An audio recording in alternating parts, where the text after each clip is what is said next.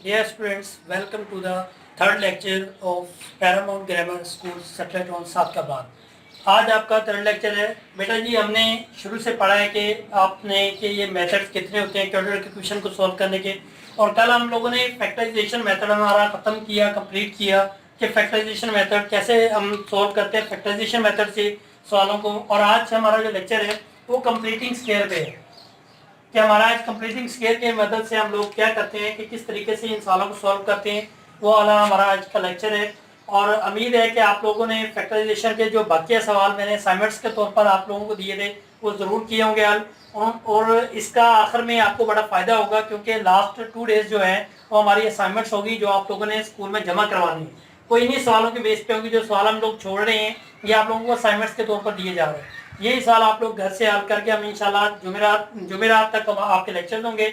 और जुमा जो हफ्ता है आपका 2 डेज, वीक के लास्ट 2 डेज, उनमें आप लोगों ने हमें अपनी असाइनमेंट्स जमा करवाने की कोशिश करनी है। अदरवाइज आपको मंडे का एक डे दिया जा सकता है कि मंडे को आप लास्ट डे होगा जिसमें आपको असाइनमेंट लाजमी जमा करवानी है। इन असाइनमेंट्स की बेस पे हमें मालूम हो जाएगा कि आप लोग डेली जो है हमारे लेक्चर्स, वीडियो लेक्चर्स ले रहे हैं और उससे कुछ ना कुछ मदद हासिल कर रहे हैं। क्योंकि अगर आप लोग लेक्चर ले रहे होंगे तो आप लोगों को पता होगा कि मैंने कौन से सवाल आपको लोगों को असाइनमेंट्स के तौर पर दिए हैं और कौन से सवाल मैं यहाँ पे खुद करवा रहा हूँ आप लोगों को। आज का जो हमारा लेक्चर है वो है कंप्लीटिंग स्केयर। बेटा आपकी बुक का जो एक्सरसाइज 1.1 है उसका लास्ट वाला क्वेश्चन 3 है। फर्स्ट और सेकंड क्वेश्चन हमारा कंप्लीट हो चुका है। लास्ट क्वेश्चन आपका 3 है जिसमें पूछा गया है सवाल के सॉल्व द फॉलोइंग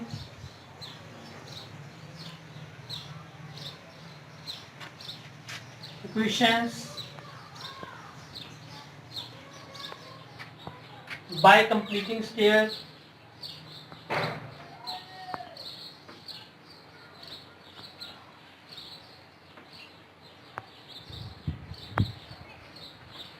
यह आपसे सवाल पूछा गया है कि आप सॉल्व करें बाय क्वाड्रेटिक इक्वेशन को बाय कंप्लीटिंग स्क्वायर से।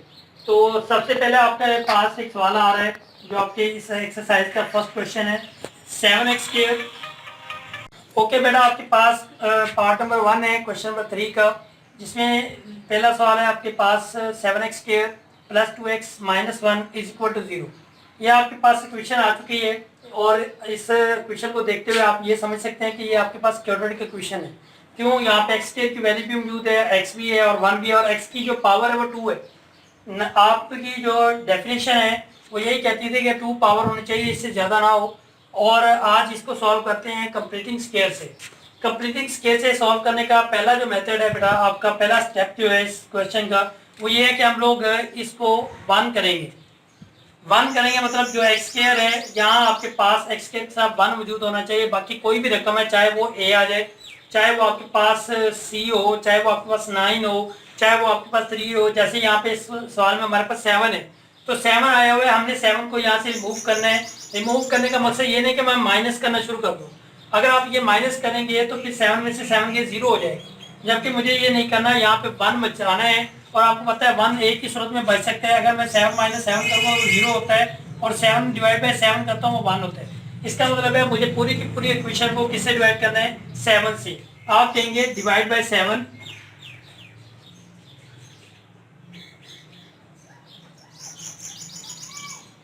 आप जब डिवाइड बाय 7 करेंगे इन इक्वेशन 1,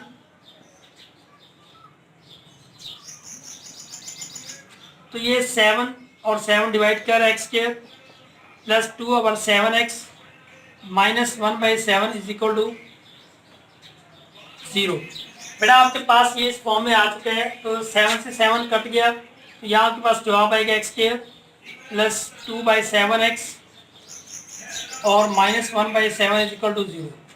अब आपके पास सेकंड स्टेप, ये था फर्स्ट स्टेप कि आपने x² को अकेला करना है, यहाँ 1 मौजूद लाना है, 1 के अलावा कोई भी रकम नहीं होनी चाहिए। चाहे आपके पास वेरिएबल a हो, l हो, n हो, m हो, s हो, आप उसी पे डिवाइड करेंगे पूरी इक्वेशन को। उसके बाद सेकंड पार्ट आपका ये था कि सेकंड स्टेप में आपके पास ये होता है कि आपने इस कांस्टेंट को उठा के दूसरी साइड पे भेज देना है। यहाँ आपके पास रकम बच जाएगी x² + 2/7x = 1/7। यह आपके पास सेकंड स्टेप है। पहले स्टेप में दोबारा सुन लें, आपने क्या किया है कि इस इक्वेशन को सॉल्व करने के लिए सबसे पहला स्टेप हमारा ये था कि हमने 7 पे डिवाइड किए और पूरे इक्वेशन को डिवाइड किए। जब आपने 7 पे डिवाइड कर दिया, यहाँ 1 आ गया, 1 मौजूद हो गया, एक्स की रकम आपके पास सिंगल फॉर्म में आ गई, मतलब ए आपके पास 1 होगा, 1 होना भी चाहिए। उसके बाद आपके पास सेकंड स्टेप इसका ये था कि आपने ये कांस्टेंट रकम उठाई है और इसको दूसरी साइड पे भेज दिए। जब सेकंड जो आपकी यहाँ पे लास्ट कांस्टेंट टर्म, और होनी ये कांस्टेंट टर्म चाहिए, ये नहीं कि आप एक्स वाली रकम को उठा के उधर भेज दें, नहीं, ये कांस्टेंट टर्म जो होगी वो आपको सेकंड स्टेप में दूसरी साइड पे भेजेंगे। ये मेरे पास एक इक्वेशन बन गई है। इसके बाद आप लोग एक चीज है कि लिखेंगे multiply the coefficient of x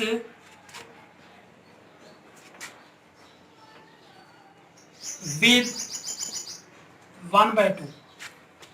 इसका मतलब ये है कि आपके पास x है, आपने इसका कोफिशिएंट जो भी रकम है, चाहे वो 2/7 है, 1/7 है, a/3 है, जो भी आपके पास x के साथ रकम मौजूद होगी, आपने उसको ले लेने 2/7 मल्टीप्लाई करना है 1/2 से। और ये 1/2 इस एक सवाल में नहीं यूज होना, बल्कि आपने तमाम सवालों में ये यूज करना है। तो 1/2 से 2 आपका कट गया, तो आपके पास जो जवाब बचेगा वो क्या है, 1/7। जब आपके पास 1/7 आपके पास जवाब आ गया, आपने इसका स्क्वायर इस इक्वेशन में दोनों तरफ ऐड करना है। मतलब आपने लिखना है adding 1/7 square on both sides in equation 2। आपने इक्वेशन 2 में इसी का स्क्वायर दोनों तरफ ऐड करना है।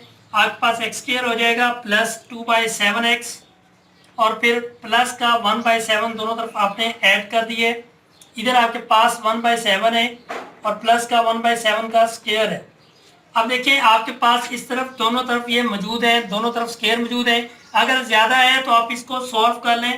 पहले रकम का स्क्वायर प्लस 2 फार्मूले का आ जाएगा। पहली रकम आपके पास क्या है, x है, दूसरी रकम क्या है आपके पास 1/7 और लास्ट में 1/7 का स्क्वायर। और इस तरफ आप इसको स्क्वायर को ओपन कर दें, 1/7 प्लस 1/49। 1 का स्क्वायर 1 ही होता है, 7 का स्क्वायर 49। अब देखिए ये आपके पास एक फार्मूला बन गया किसका, एक ये रकम आपके पास स्क्वायर में, एक ये है, इन दोनों को आपने लिख दिया। ये वाला साइन आपको बताएगा कि यहाँ प्लस आना है या माइनस आना है, और ये होल का स्क्वायर हो गया। इस तरफ आपके पास क्या है, 1 और 49, 7 और 49 है बटे में, तो आप 49 को बटे में लेंगे। 7 7 दा 49 होता है, 7 1 दा 7, फिर 49 1 दा 49, 1 1 दा 1। बेटा ये आपके पास आ जाएगा 8/49, और यहाँ आपके पास x प्लस 1/7 होल का स्क्वायर है। जब आपके पास ये होल का स्क्वायर आ गया तो आपको पता होना चाहिए कि हम क्या करते हैं। बेटा होल का स्क्वायर किससे खत्म किया जाता है, होल का स्क्वायर हम हमेशा स्क्वायर रूट से खत्म करते हैं। तो आप यहाँ लिखेंगे taking square root on both sides. दोनों तरफ जब आप स्क्वायर रूट लेंगे तो यहाँ आपके पास x प्लस 1/7 होल का स्क्वायर है, और ये आपका स्क्वायर रूट से कैंसिल हो जाएगा, और इस तरफ भी स्क्वायर रूट आएगा 8/49 पे, और बेटा इसके साथ प्लस नेगेटिव का साइन आ जाएगा। इसके बाद आपने क्या करना है कि स्क्वायर रूट को स्क्वायर से कैंसिल कर देना है। आपके पास x प्लस 1/7 है, इस तरफ क्या बचेगा आपके पास प्लस नेगेटिव। अच्छा, इस 4 × 2, 8 को हम क्या लिखेंगे 4 × 2, और 49 का स्क्वायर रूट क्या होता है 7। अब आपको ये भी मालूम होना चाहिए कि 4 का स्क्वायर रूट क्या होता है 2। तो आपका ये x प्लस 1/7 इधर रहेगा, उधर प्लस नेगेटिव 2 × 2 का स्क्वायर रूट डिवाइड बाई 7 आ जाएगा। अब आपने क्या करना है कि ये जो कांस्टेंट टर्म रकम इधर इस तरफ मौजूद है, इसको उठा के आपने दूसरी तरफ भेज देना है। यहाँ आपके पास ये आके क्या हो जाएगा -1/7 प्लस नेगेटिव 2 × 2 का स्क्वायर रूट डिवाइड बाई 7। बेटा जब आपके पास बटे में ये दोनों तरफ स्क्वायर 7 मौजूद हो, बटे में सेम डिजिट मौजूद हो, तो फिर हम क्या करते हैं कि एक ही बटा लगा देते हैं पूरे को। जब एक ही बटा लगाया 7 आ गया, तो आपके पास यहाँ -1 प्लस नेगेटिव 2 × 2 का स्क्वायर रूट। इससे मजीद ये सवाल हल नहीं हो सकता, क्योंकि इससे आगे हमें ये 2 का स्क्वायर रूट तंग कर रहे हैं और 2 है। हाँ, अगर कुछ सवाल ऐसे होते हैं जिसमें हमारे स्क्वायर रूट सॉल्व हो जाए तो उसको मजीद सॉल्व करेंगे। ये आप यहाँ पे ही इसका सोल्यूशन सेट लिखेंगे, यही आपका जवाब है -1 plus negative 2 × square root divide by 7। ये आपका फर्स्ट क्वेश्चन कंप्लीट हो गया, तरीकाकार यही है। और आप लोगों के लिए अब असाइनमेंट्स ये है कि आप घर से इसके 5 पार्ट्स करेंगे। क्वेश्चन नंबर 3 के टोटल 10 पार्ट्स हैं, 5 पार्ट्स आपके असाइनमेंट्स हैं जो आप लोगों ने कल घर से करनी है, और ये बाकी जो पार्ट्स हैं वो आप लोग खुद करके असाइनमेंट्स करेंगे और उसको सॉल्व करेंगे। अगर कोई मसला आता है तो आप व्हाट्सएप पे दोबारा स्कूल के नंबर पे जो व्हाट्सएप है उस पर आप हमें मैसेज करेंगे, अपना जो सवाल है, क्वेश्चन है उसका कि सर हम क्या मिस्टेक आ रही है या आपको किसी चीज़ में प्रॉब्लम आ रहा है, उसका जवाब इंशाल्लाह मैं अगले लेक्चर में आपको दूंगा। तो आप लोगों के व्हाट्सएप पे जो सवाल आएंगे वो इंशाल्लाह अगले लेक्चर में क्लियर किए जाएंगे। और wish you best of luck. ये आज आपका लेक्चर नंबर 3 था, एंड हो रहा है। और अल्लाह हाफिज़, और अल्लाह ताला आपका हामी व नासिर हो। खुदा हाफिज़।